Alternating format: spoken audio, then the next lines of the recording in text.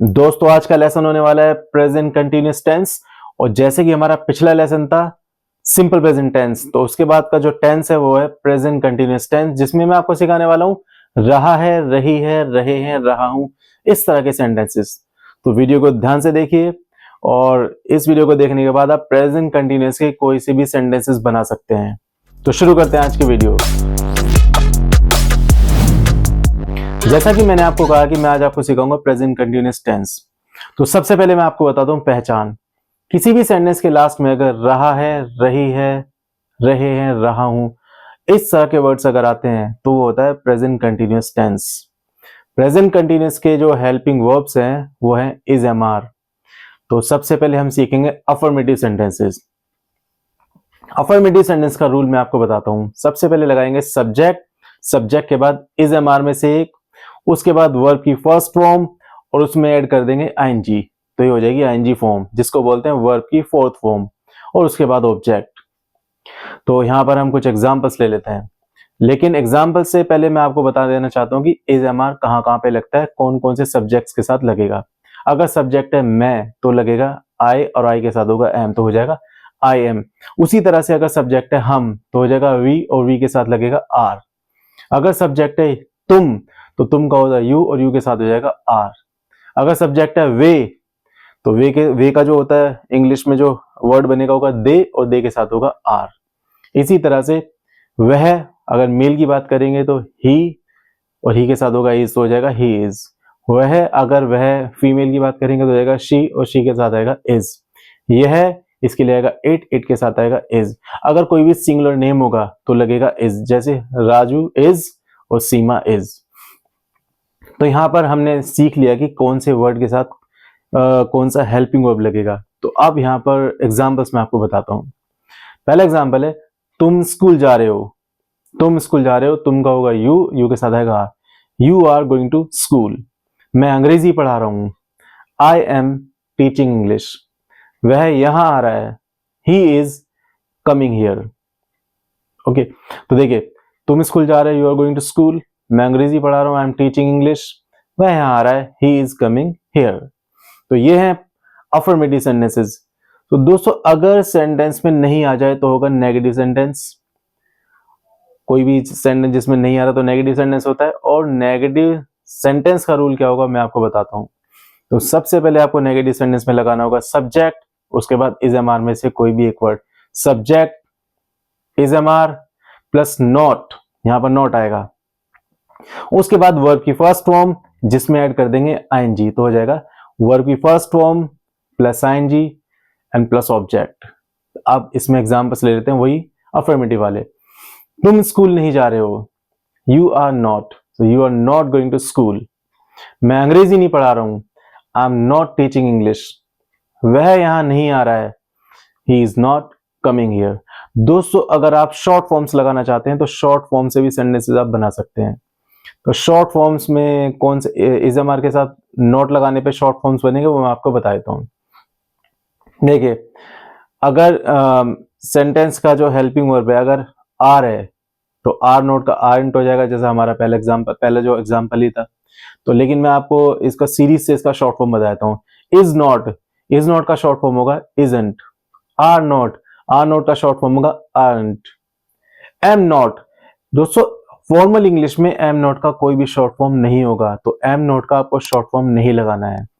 ये short form am not का जो होगा मैं आगे चल के बताऊंगा नेटिव स्पीकर्स किस तरह से लगाते हैं, लेकिन हमें फॉर्मल इंग्लिश में एम नॉट का शॉर्ट फॉर्म नहीं लगाना है।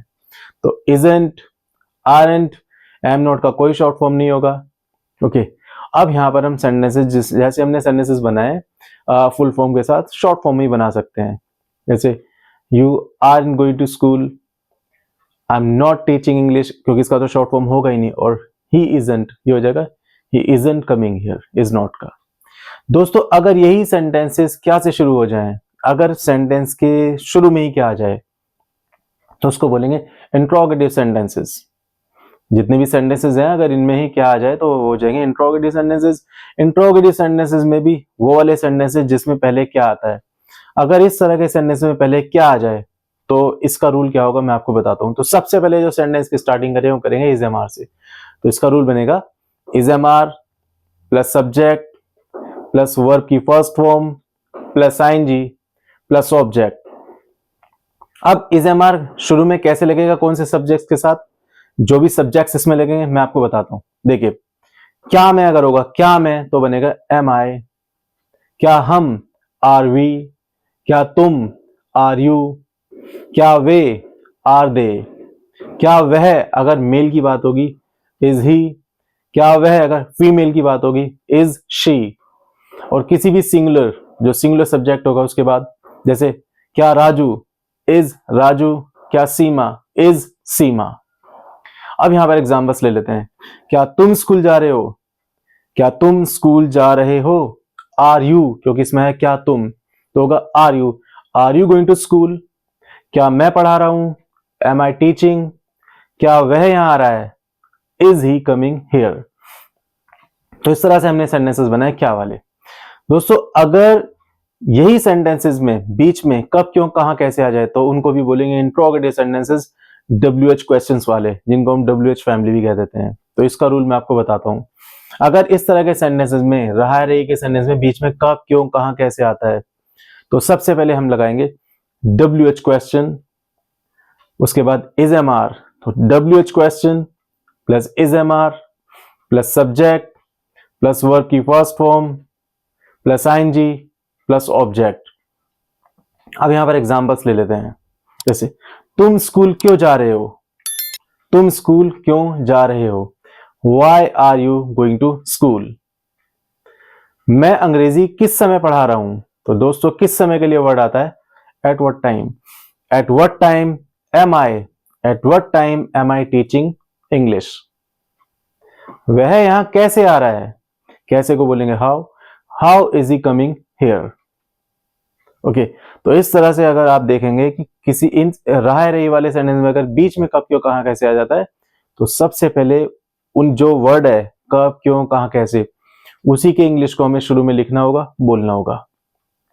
तो ये होंगे इंट्रोगेटिव सेंटेंसेस WH क्वेश्चंस वाले। दोस्तों अब रहा रही वाले सेंटेंस में मैं आपको हु का यूज सिखाता हूं। अगर किसी भी सेंटेंस के लास्ट में रहा रही आ जाता है और उसमें आ जाता है कौन तो सेंटेंसेस कैसे बनेंगे मैं आपको बताता हूं।